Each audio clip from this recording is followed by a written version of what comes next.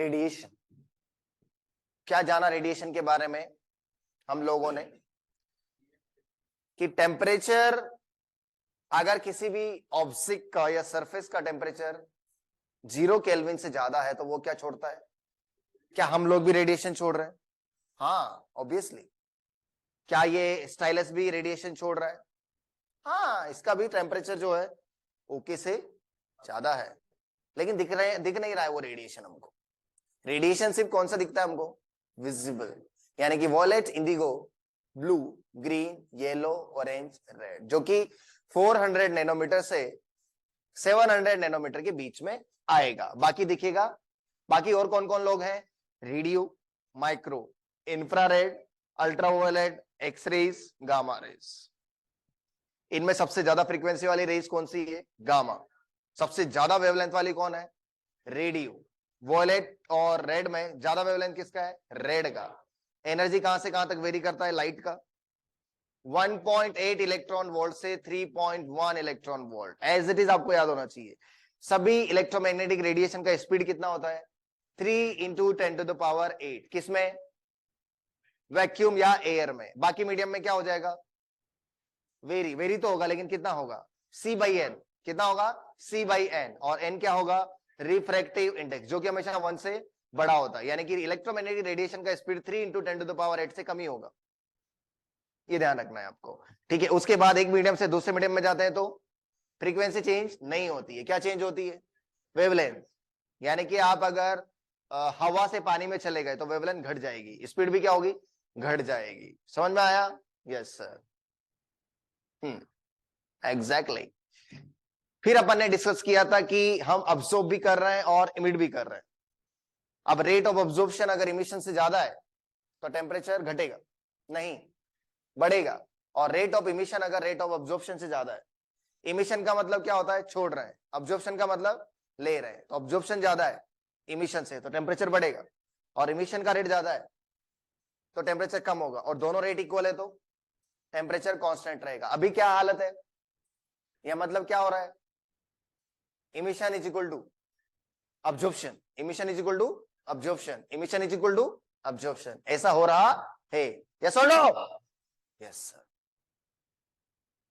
अब बात करते हैं रेडिएशंस की।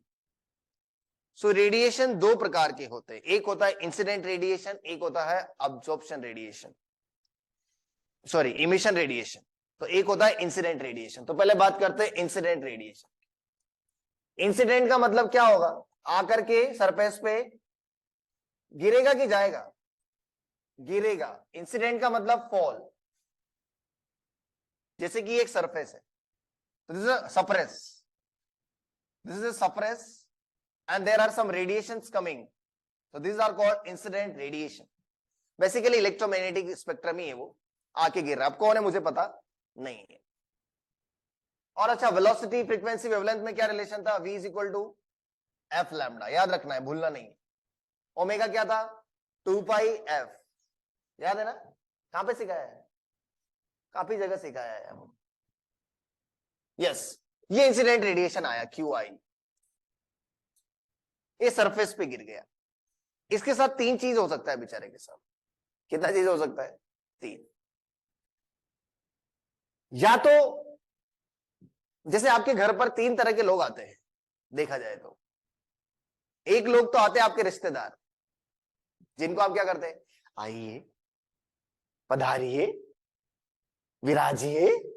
ये पहले टाइप के लोग हैं।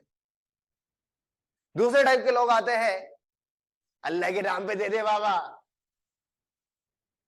उनको आप क्या करते हैं? कुछ पैसा देते हैं और भगा देते हैं। ये दूसरे टाइप के लोग हैं। तीसरे टाइप के लोग आते हैं चोर उचक्के टाइप के।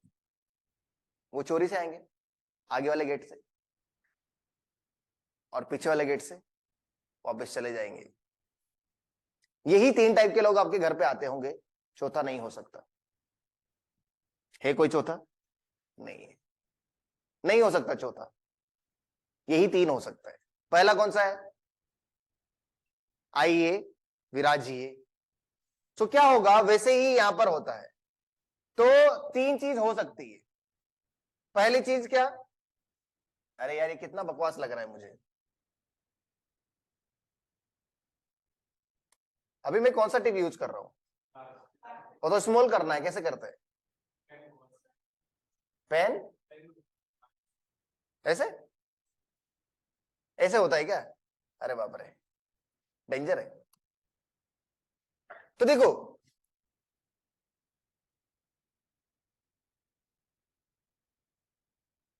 तो ये जो है ये क्या हो गया? रिफ्लेक्ट हो गया। मतलब ये कौन सा वाला टाइप है?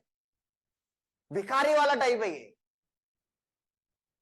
आले और तुरंत गेले। सो दिस इज कॉल्ड रिफ्लेक्टेड, यानी कि this is called QR, reflected. So this is reflected radiation. कुछ क्या होगा,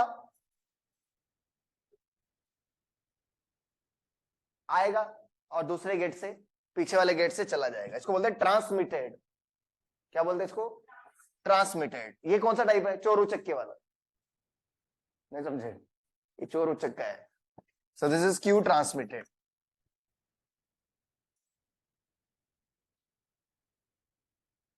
और एक होगा जो आपके घर पे आकर के बैठ जाएगा। ये कौन सा है? मेहमान है, रिलेटिव है। तो ये है अब्सॉर्ब्ड। तो तीन टाइप में बढ़ गया। कौन कौन सा? तो इंसिडेंट किस किस में बटा? इंसिडेंट किस किस में बटा? Reflected plus transmitted plus absorbed. तो this is incident radiation, this is reflected radiation, transmitted radiation और अब्सॉर्ब्ड रेडिएशन। यही तीन हो सकता है, इसके अलावा नहीं हो सकता है इंसिडेंट होने पर। बस तो फिर क्या था? Q R by Q I, Q T by Q आई। क्या कर दिया भाई? क्यू ए बाई क्यू आई। क्या कर दिया भाई? अरे डिवाइड कर दिया किससे? Q I. इसको बोलते हैं हम लोग आर, इसको बोलते हैं टी और इसको बोलते हैं ए। आर को बोलते हैं हम लोग रिफ्लेक्टिव पावर। क्या बोलते हैं? रिफ्लेक्टिव पावर या रिफ्लेक्टिविटी। बेटा बोलोगे तो याद होगा, कल भी बोला था। नहीं बोलोगे तो नहीं याद होगा। सिर्फ देखने से याद नहीं होता है। नहीं तो मैं भी क्या करूंगा, सिर्फ लिखता जाऊंगा यहां पर, बोलूंगा नहीं, तोते उड़ जाएंगे हमारे। क्या है यार? या फिर फॉर्मूला क्या आया? Q R upon Q I. मान लो आपके घर पे 100 लोग आए, उसमें से 20 लोग भिखारी थे, तो आपकी रिफ्लेक्टिविटी कितनी हो गई? 20 अपॉन 100, 1/5। सही बात गलत बात? सही। तो फिर टी को क्या बोलेंगे? ट्रांसमिटिव पावर। ट्रांसमिटिव पावर, सॉरी थोड़ा सा और इसको हम पतला करना चाहेंगे, कॉल्ड ट्रांसमिटिव पावर। ये तो हो गया reflectivity, this is called transmissive power या फिर transmittivity. So this is called transmissive power. क्या हो जाएगा इसका formula? Q T by Q I. यानी कि 100 लोगों में से 50 लोग ऐसे थे जो क्या हो गए? चोर उचक्के टाइप के थे। ऐसा ही हो रहा है आजकल।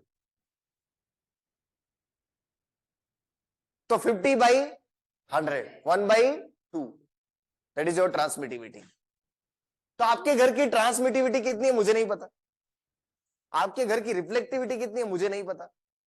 और ए क्या है? या फिर इसको क्या बोलते हैं? टी को हम लोग ट्रांसमिटिविटी, और ए को क्या बोलेंगे? अब्सॉर्प्टिव पावर या फिर अब्सॉर्प्टिविटी।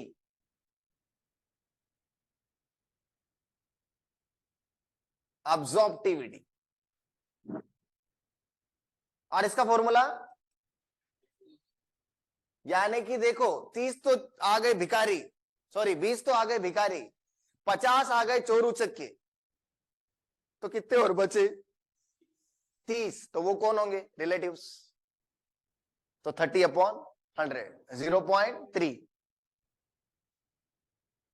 अभी आपके घर पर क्या है मुझे नहीं पता, मेरे घर पर ये तो 0 है, ए, कोई रिलेटिव आता, वो दूर है ना। मेरे घर पर जो है ये ज्यादा है रिफ्लेक्टिविटी, भिखारी लोग ज्यादा आते हैं, समझ रहे हैं क्या?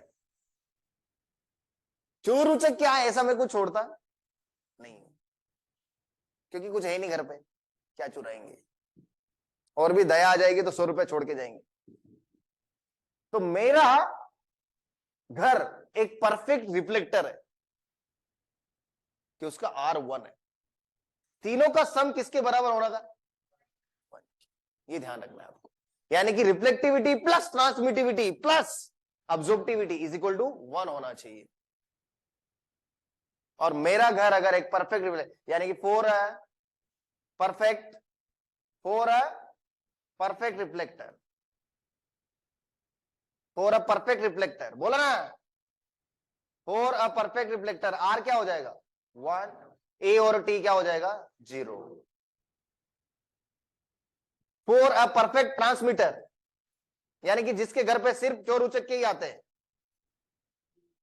तो चोर उचक्के किसके घर पे आते हैं पता है आपको? बैंक वालों के घर में। तो बैंक वालों के लिए सिर्फ चोर उचक्के ज्यादा आते हैं, उधर रिलेटिव तो आते नहीं है, चोर उचक्के ज्यादा आएंगे, तो उनका ट्रांसमिटिविटी कितना हो जाएगा 1, बाकी क्या हो जाएगा 0। तो there is called perfect transmitter. तो परफेक्ट ट्रांसमीटर का एग्जांपल क्या हो गया? T इक्वल टू क्या 1 और R और A क्या, और लास्ट में कौन है? Perfect observer. ये वो लोग होते हैं जो कि लोगों से प्रेम करते हैं, यानी कि जिनके घर पे आने वाला भिखारी भी वो क्या बना देते हैं? रिलेटिव बना देते हैं, मेहमान बना, अरे आप वहां क्या कर रहे हैं यार, आइए थोड़ा चाय वाय पीते हैं। चोर उचक क्या है? पैसा चाहिए क्या, ये लो, बट चाय पी के जाओ, हाँ फिर जाना, और पीछे के गेट से नहीं, आगे गेट से जाना, रुको। They are so polite, so humble, they have taken birth to just give to others, समझ रहे क्या? तो वो सब ऑब्जर्व कर लेते, they are called perfect observer. तो फॉर परफेक्ट ऑब्जर्वर क्या होगा? फॉर परफेक्ट ऑब्जर्वर क्या होगा बेटा? A1 होगा, और R और T क्या होगा 0। They are perfect observers. So which one you want to become in your life? Perfect observer. Pray करिए मैं भी बनूं, मैं अभी क्या बन के बैठा हूं? Perfect reflector. कोई भी आए भागो, बट कैसा होना चाहिए? Perfect observer. चोर उचक क्या है, ठीक है, क्यों आपके घर पे चोरी कर रहा है? उसके बाद नहीं रहेगा ना बेचारे के पास, इसलिए चोरी कर रहा है। कोई बात नहीं, क्या चाहिए? टीवी चाहिए, लेके जाओ, कोई दिक्कत नहीं। क्या चाहिए तुमको? सोना चाहिए क्या? ये लो, सोना भी लेके जाओ। परफेक्ट ऑब्जर्वर सबको क्या बना देता है? रिलेटिव बना देता है। भिखारी भी आया, अरे आप इतना भीख मांगते हो, थक गए होंगे, चलो चाय पानी पी लो, थोड़ा सा कुछ चाहिए, आओ थोड़ा सा बात करते हैं। और ऐसे ही लोग जो हैं कुछ बड़ा करके दिखाते हैं जीवन में, और इनको हम लोग नाम देते हैं, चौंक जाएंगे आप इसका नाम सुन करके,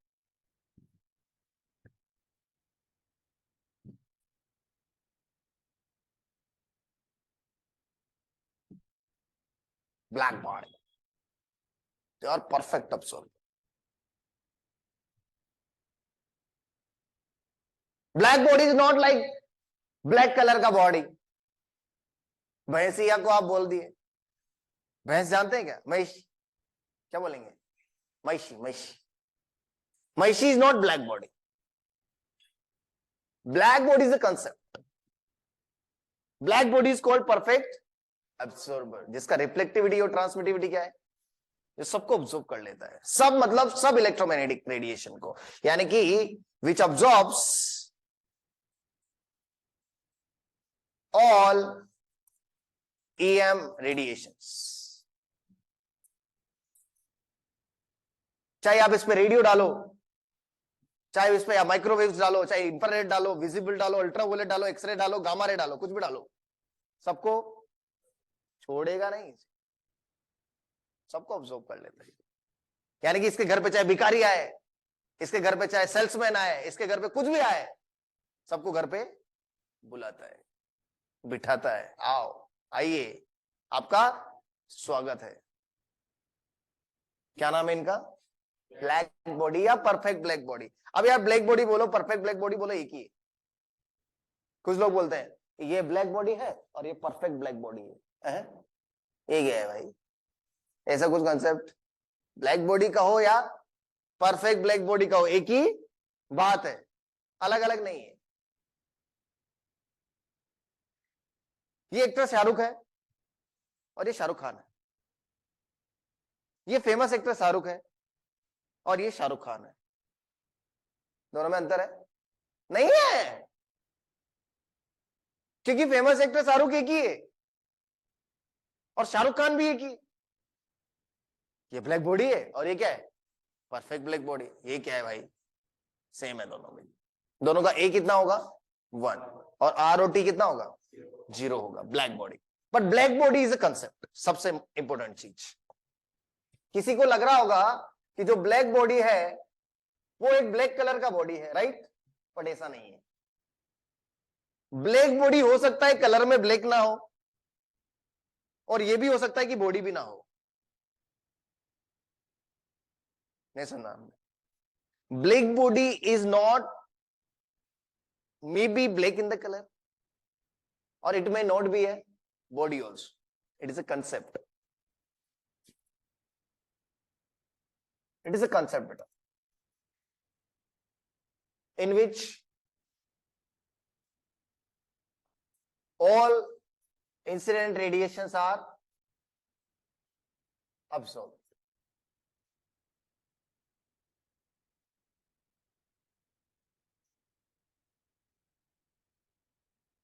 It may not be it may not be black in color, and secondly it may not be a body, because ये confusion रहता है। Then what about भैंस? What about our hairs, black color? क्या वो ब्लैक बॉडी नहीं है? तो उसके लिए कंसेप्ट सीखना पड़ेगा।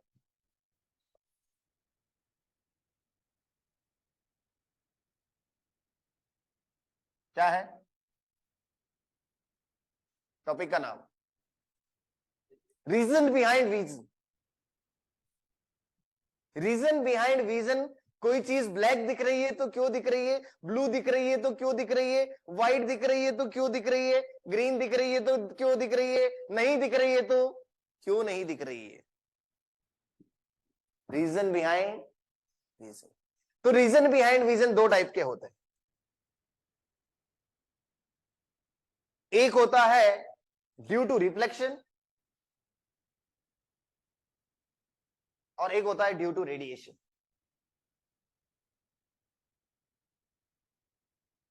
ये 2 रीजन की वजह से हमको ऑब्जेक्ट दिखता है। दोनों में क्या अंतर है सर? पहला देखते हैं क्या? Due to reflection. रिफ्लेक्शन कैसे हम बताते हैं आपको। जैसे आपने किसी वस्तु को देखा और वो आपको ग्रीन दिख रही है। कैसे दिख रही है? पहली बात तो हम क्या देख सकते हैं? With your. पहले तो ये मान लो आप, कुत्ते बिल्लियों को बाकी इंफ्रारेड अल्ट्रावायलेट भी दिख सकते हैं, चमगादड़ों को इंफ्रारेड भी दिखता है। चमगादड़ जानते हैं आप? बैट्स। कुत्ते बिल्लियों का जो विजन है अपनी तरह नहीं होता है। जैसे कि ये भाई साहब दिख रहे हैं, एकदम स्पष्ट रूप से दिखते हैं, भाई हाथ है, पैर है, सिर है, बाल है, आंखें हैं। कुत्ते को ऐसे नहीं दिखते आप, कुत्ते को अजीब तरीके से दिखेंगे। He cannot identify you much. He will see some rays are coming, something is there, but not. इसलिए बोलते हैं ना सबसे ज्यादा डेवलप्ड जो है कौन है? ह्यूमंस है। आप तो बायो वाले स्टूडेंट हैं, you know better than me. सबसे ज्यादा डेवलप्ड कॉन्शियसनेस ऑफ स्टेट किसका है? ह्यूमंस का है, बाकी का नहीं है। कैचिंग पावर ज्यादा है, विजुअलाइजिंग पावर ज्यादा है, थिंकिंग पावर ज्यादा है, हायर कॉन्शियसनेस है, बट बाकी लोगों का नहीं है। But humans can only see visible section of the light, but other animals may also see other section of electromagnetic waves, like bats can see infrared also, dogs and cats, khadgoos, rabbits can see ultraviolet also. So they may not be perceiving you as I am perceiving you, they may be perceiving by some other manner. समझ रहे हैं क्या आप? उनका परसिवेंस और आपका परसिवेंस क्या है, अलग है। इसलिए कुत्तों को क्या होता है बेचारों को, आपने देखा होगा कि सड़क पे जब आप हाईवे पे जाएंगे खास करके, तो कुत्ते ऐसे फैल के पड़े रहते हैं उधर, मतलब मर जाते हैं। देखा कभी आपने? कभी जाइएगा बड़े हाईवे पे जाइएगा तो आपको हर 10-20 किलोमीटर में एक कुत्ता जो है फ्लैट होके मिलेगा, मतलब उसके ऊपर से कार वगैरह या ट्रक वगैरह मतलब चिपट जाएगा। किसके चिपक जाएगा वो? जमीन के। किधर आंख है किधर नाक कुछ पता चलता। इंसान मिलेगा क्या ऐसे? कुत्ता क्यों मिल रहा है? क्योंकि बेचारे कुत्ते को जो है ना समझ में आता नहीं है, को अच्छे से दिखता नहीं है, ये प्रॉब्लम है। जैसे ह्यूमंस को दिखता है, ह्यूमंस कैन आइडेंटिफाई कि भाई कार वहां आ रही है, इस स्पीड से आ रही है, इतने समय में यहां पे आ जाएगी। कुत्ता का इतना विजुअलाइजेशन पावर और उसका विजन भी उतना क्लियर, हो सकता है दूर है तब उसको दिख ही नहीं रहा है, पास का तो दिख रहा है उसको। तो सर हमको कैसे पता चलेगा? ये कैसे होगा? जन्म लेना पड़ेगा एज ए कुत्ता, तो समझ में आ जाएगा। नहीं समझे आप? यानी कि किसी भी चीज को समझने के लिए उसका क्या करना पड़ेगा? एक्सपीरियंस। चूहे को कैसे दिखता है ये सिर्फ कौन जानता है? चूहा। आप भी जानना चाहते हैं तो आपको चूहा बनना पड़ेगा। तो सर पूछ लेते हैं ना उसको कैसे दिख रहा है, पूछ लो, उसकी लैंग्वेज जानते हो तो पूछ लो। That is the point. It means वो उनका विजुअलाइजेशन अलग है, हमारा विजुअलाइजेशन अलग है। हम थोड़े डेवलप्ड फेज में हैं, हम देख पाते हैं, शरीर है, हाथ है, कान है, आंखें हैं, पैर हैं, चलते हैं लोग, भागते हैं, कूदते हैं, डेवलप्ड कॉन्शियसनेस है अपना। उनका इतना नहीं है, पर हो सकता है उनको ऐसा कुछ दिखता है जो हमको नहीं दिखता है। सिमिलरली उनका जो सूंघने का कैपेसिटी है वो भी अलग है, अलग है ज्यादा, क्योंकि भगवान ने फिर वैसा बनाना पड़ेगा ना उनको। कुछ कम कर दिया तो कहीं तो बढ़ाना पड़ेगा, विजन कम कर दिया है तो कुछ और बढ़ाओ। तो रीजन बिहाइंड विजन पहला होता है रिफ्लेक्शन। रिफ्लेक्शन जैसे कि कोई चीज ग्रीन दिख रही है, इसका मतलब समझते हैं। हम अपनी बात कर रहे हैं, कुत्ते बिल्लियों की बात नहीं कर रहे हैं, अपनी बात करते हैं। तो देखो मान लो ये कोई चीज आपको ग्रीन दिख रही है, इसका मतलब क्या हो रहा है मैं बताता हूं कि ये इससे ना ग्रीन लाइट रिफ्लेक्ट होकर हमारी आंख में गिर रही है, बाकी लाइट को ऑब्जर्व किया इसने। लाइट की बात कर रहा मैं, लाइट में कौन कौन आता है? Violet, indigo, blue, green, yellow, orange, red. 7 colour में से 6 को इसने क्या कर लिया है? ऑब्जर्व, और एक को रिफ्लेक्ट कर रहा है। किसको? ग्रीन। यानी कि पहला रीजन हो सकता है रिफ्लेक्शन। तो होता क्या है? लाइट है, लाइट आ रही है, किसी ऑब्जेक्ट पे गिर रही है और ऑब्जेक्ट पे गिरकर हमारी आंखों में आ रही है। जैसे कि एक एग्जांपल लेते हैं, कोई भी, जैसे ये चेयर है, इस पे आके लाइट गिर गई और लाइट इसने रिफ्लेक्ट करी और मेरी आंखों में आ गई, तो मुझे दिखेगा, मुझे वही दिखेगा जो इसने क्या किया है? छोड़ा है। जो इसने छोड़ा है वही मुझे दिखेगा। तो रिफ्लेक्शन में होता क्या है कि एक सोर्स होगा लाइट का, source of light, let's say bulb, object, यहां पर होगा कोई ऑब्जेक्ट, और यहां पर क्या होगा? आंख। लाइट जाएगी, रिफ्लेक्ट होगी, वो हमको दिखेगा। ये रिफ्लेक्शन की वजह से दिखता है। ब्लू दिख रहा है, इसका मतलब ब्लू लाइट छोड़ा है। ग्रीन दिख रहा है मतलब ग्रीन लाइट को रिफ्लेक्ट किया है। अच्छा, ब्लैक दिख रहा है मतलब सब ऑब्जर्व कर लिया उसने, सारा लाइट यानी कि सारा विजिबल सेक्शन। जब कुछ नहीं दिखता है ना, तब क्या दिखता है? Black. So black is not a colour. कुछ लोगों को लगता है अरे ब्लैक मेरा फेवरेट है, बट ब्लैक तो कलर ही नहीं है। अरे violet, indigo, blue, green, yellow, orange, red में कहीं ब्लैक है क्या? क्योंकि black is not a colour. एड़ा बना दिया अभी तक आपको, वो तो मैं आ गया आपके लाइफ में बताने के लिए। ब्लैक कब दिखता है इंसान को? जब इंसान को कुछ नहीं दिखता है ना, तब क्या दिखता है? ब्लैक। इसलिए ब्लैक तो कोई कलर ही नहीं है। फेवरेट कैसे हो गया आपका? इसके हिसाब से तो आपका फेवरेट कलर ब्लैक है, तो आपके हिसाब से तो एक अंधे की जिंदगी जो है वो तो बहुत सही है, क्योंकि अंधे की जिंदगी में तो एक ही कलर है फिर तो। कौन सा? अब उससे पूछे कि तेरी जिंदगी में खुशियां हैं, कलर है? वो बोलेगा कुछ कलर नहीं है, दिखता ही नहीं। बोला ब्लैक तो दिखता होगा। अब ब्लैक भी कोई देखने की चीज है? यानी जब कुछ नहीं दिखता तब क्या दिखता है? यानी कि जब सब ऑब्जर्व हो जाएगा, कुछ भी रिफ्लेक्ट नहीं होगा। ये देखते आप स्टैंड देख पा रहे हैं, ये स्टैंड कैसा दिख रहा है आपको? ब्लैक। क्यों? क्योंकि ये सब विजिबल को ऑब्जर्व कर रहा है। विजिबल, हाँ, बाकी का नहीं बोल सकते। तो भैंस भी आपको ब्लैक कलर की दिख रही है, इसका मतलब समझ जाओ कि वो विजिबल को ऑब्जर्व कर रही है। अच्छा, व्हाइट कब दिखता है? वो पीछे कार्टन दिख रहा है हमको, देखो व्हाइट कलर का दिख रहा है, वो सब इमिट करेगा। सब मतलब विजिबल, सारे वोलेट, इंडिगो। आप भी ये सातों कलर लेना आज घर पे जाकर के, और सातों को एक के ऊपर एक ऐसे करना, तो आप देखेंगे व्हाइट कलर बन जाएगा, गारंटी है। यानी कि इन 7 कलर के कॉम्बिनेशन से आप लाखों करोड़ों कलर बना सकते हैं। अलग अलग क्वांटिटी में मिक्स करो इनको, सारे कलर निकल के आ जाएंगे। लेकिन कोई कुछ बोल सकता है ना, सर ये तो 7 ही कलर है, बट हमने तो देखा है कि 12 कलर आते हैं, 15 कलर भी आते हैं, 20 कलर भी, 20 क्या 1 करोड़ कलर भी आते होंगे, बट वो सब किससे बनेंगे? ये 7 कलर से बनेंगे। तो बेटा जिस प्रकार से ये 7 कलर है, वैसे हमारी जिंदगी में भी 7 दिन होते हैं। नहीं होता है? कौन कौन सा? Monday, Tuesday, Wednesday, Thursday, Friday, Saturday. देखने के लिए थैंक्स। प्लीज चैनल सब्सक्राइब करें।